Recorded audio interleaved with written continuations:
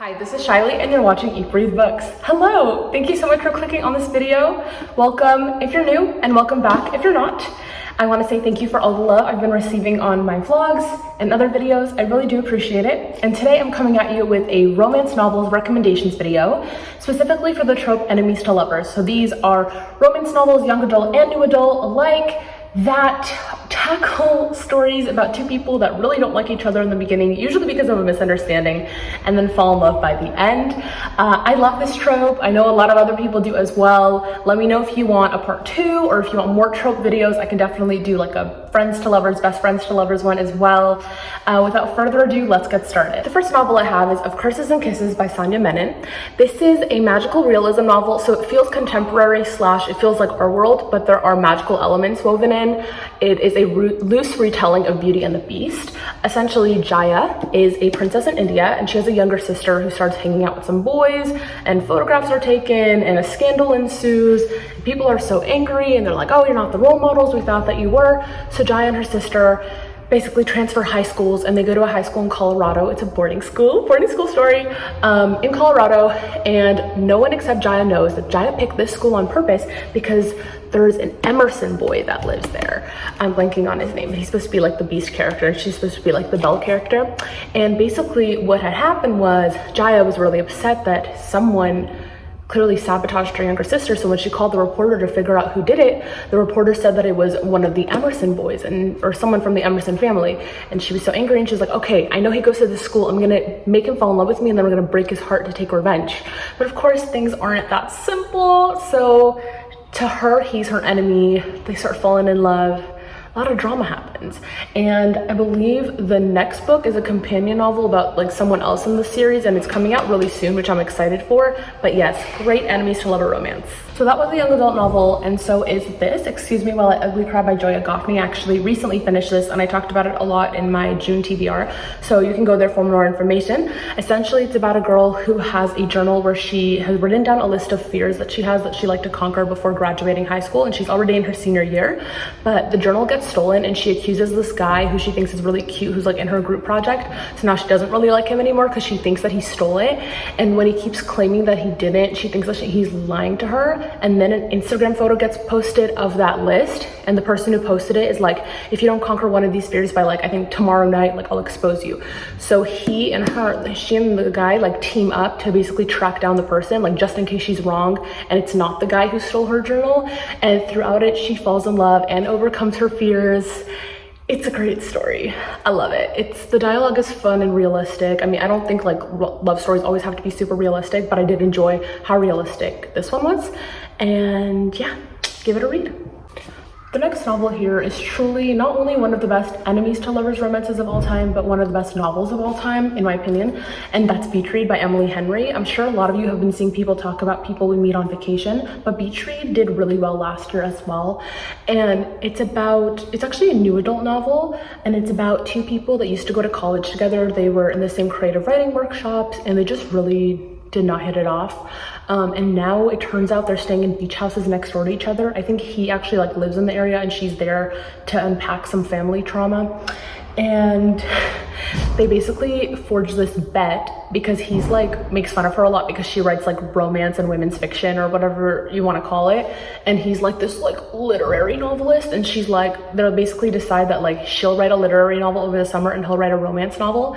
So there's a lot of great like commentary in there about not judging people for what they like to read, and it's just really sweet. There's a lot of fun witty banter, and of course they fall in love. So please pick this one up. If you pick up anything from this video, probably this one because it's so good. The next one is a super fun new adult novel as well, and that's The Unhoneymooners by Christina Lauren. It's essentially, first of all, Christina Lauren, if you don't know, are two women named Christina and Lauren, and they write novels together. Lots of romance novels, new adult, I think some young adult as well. Anyway, The Unhoneymooners is about two people who really don't like each other, and their siblings get married, but everyone at the wedding gets food poisoning except for the protagonists that don't like each other. And so they really both desperately need a vacation. So even though they don't like each other, they basically take the honeymoon tickets and everything from their siblings that just got married and go on a honeymoon, but they have to pretend like they're in love, exactly, so they don't get kicked off the trip. And of course, through pretending like they're in love, they fall in love, and it's so good. And it's like, there's this one has a lot of tension in it. You're like, please just get together already, please just admit your feelings to each other already. And there are complications after complications, but so much fun. And it takes place in Hawaii, like what could be better? You're there with them through the sun, through the rain, everything. So yes, highly recommend this one. The next one here is recommended for you by Laura Silverman. She is a Jewish author, and this book takes place over Hanukkah, which was a lot of fun to read about. It's about a girl named Shoshana who works at an indie bookstore in a mall. Yes, one of those indoor places full of stores. You may have seen one. And the store's called Once Upon, which I think is just such a cute name. And basically Shoshana just loves working there so much, and she doesn't want the store to close down, but it's at risk of being closed down. So she starts hosting events and different things like that to try to keep it open. And then a guy named Jake Kaplan starts working there, and she just doesn't like him off the bat, okay? They just don't hit it off. Yeah, so I will say that this book takes place in about a week, so it is less of a slow burn of enemies to lovers romance. It's more fast paced. It's not insta love. Like, Laura does a good job of writing the romance. It's not insta love, but it doesn't have that slow burn. So some of these books have more of a slow burn, I would say, and this one doesn't, but this one is just so much fun. I mean, so much fun. I love getting to read about people working in bookstores. Her friend is like a YouTuber, which is cool. There's all this talk about like mall culture around the holidays, you know, so definitely a lot of fun. The next book I truly just don't see enough on BookTube, and people need to be talking about it, and that's Stay Sweet by Siobhan Vivian. I love Siobhan Vivian, okay? I talked about her book, The List, recently, I believe in my sour recommendations video, and she also wrote We Are the Wildcats, which came out, I think, last year or 2 years ago, more recently. Anyway, this is a contemporary young adult novel set in the summer about this girl who has basically been working at an ice cream stand the last 3 years throughout high school, and now that she's a graduating senior, about to go to college, she's basically given the keys from the older girls to take over the kingdom, like to take over the ice cream stand, with her best friend by her side. They're really different from each other, so of course drama and tension ensues. But yes, but then they think they're just going to keep running the stand and honoring the legacy of the woman who opened the stand years and years and years back. The woman passed away at the beginning of the story. She passes away. And so the main character really tries to uphold the woman's legacy and keep the stand open, and it's at risk of being closed because the old woman's grandson comes to town, and he's this like, you know, he was just like in his freshman year of college, and you know, he has like a business degree and his dad's a businessman, so he's trying to like, I don't remember if he's trying to modernize the stand or close it down, but anyway, she and him, total enemies at first. Of course, it doesn't say that way. There's also a lot of fun like history, I guess, about the old woman and like why she opened the stand so many years back. It was when her fiance was in war. A lot of her friends, like their lovers, were in war too, and so they started, you know, eating ice cream to like be happy and join together. And it's feminist. It's not like oh, these poor women, they're so bored, like lonely without their men. It's not like that at all. It's about women who are really strong, and like when they go through tough times, they stick together. Anyway, I really enjoy this one, and people should talk about it more. So if you read it, let me know what you think, please. The next one I would say is pretty much a staple for new adult enemies to lovers romance. I'm sure a lot of you have heard of this before, but I'm gonna talk about it nonetheless because I love it. And the movie's coming out, I think, fairly soon. Also, if you would like me to do a video on upcoming book to movie or book to TV, whatever adaptations, please let me know because I would love to. Anyway, The Hating Game by Sally Thorne. Let me know if you guessed that before I held up the book.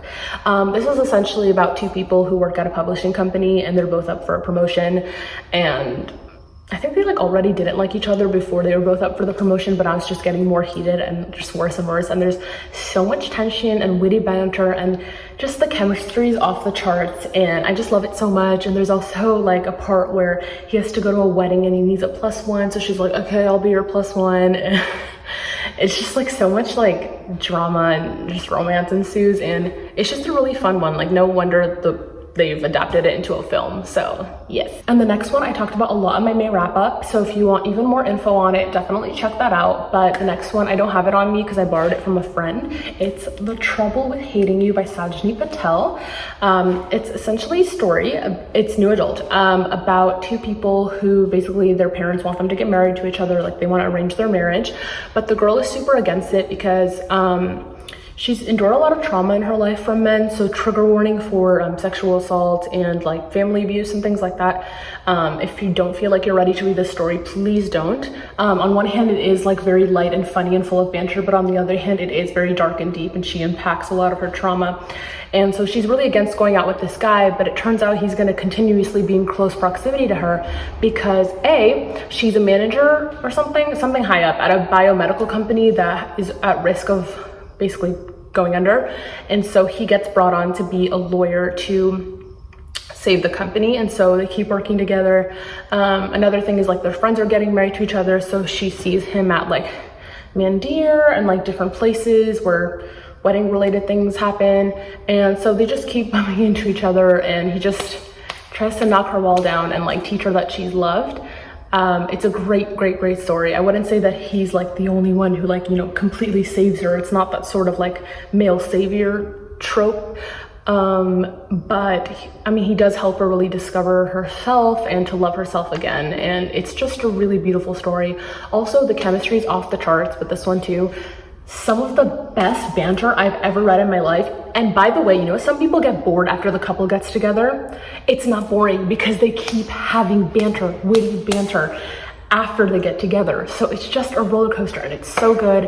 And I believe a novel is coming out relatively soon. It's a companion novel to this, about like one of the friends and her relationship, which I'm super excited to read. So definitely give this one a read if you haven't yet, because it's great. And lastly, I'm going to talk about one more novel, but please let me know if you'd like a part 2. That's Hopeless by Colleen Hoover. Can't be a recommendation video without Colleen Hoover, right? Queen Colleen Hoover, we love, we stand, we support. She's so talented. I've honestly been a fan since pretty much the beginning. She actually started as an indie author, if you guys didn't know. She wrote the book Slammed and just posted it on Amazon Publishing, like self-publishing, and it blew up like crazy, and a publisher got a hold of it, and now she publishes traditionally with publishing companies, but also she publishes independently, which is cool. I believe, yeah, this one was traditionally published through Atria, which is an imprint of Simon & Schuster, and it's one of her first novels, but I think it still holds up. I've read it like twice, but it's been a while, but I do remember loving it.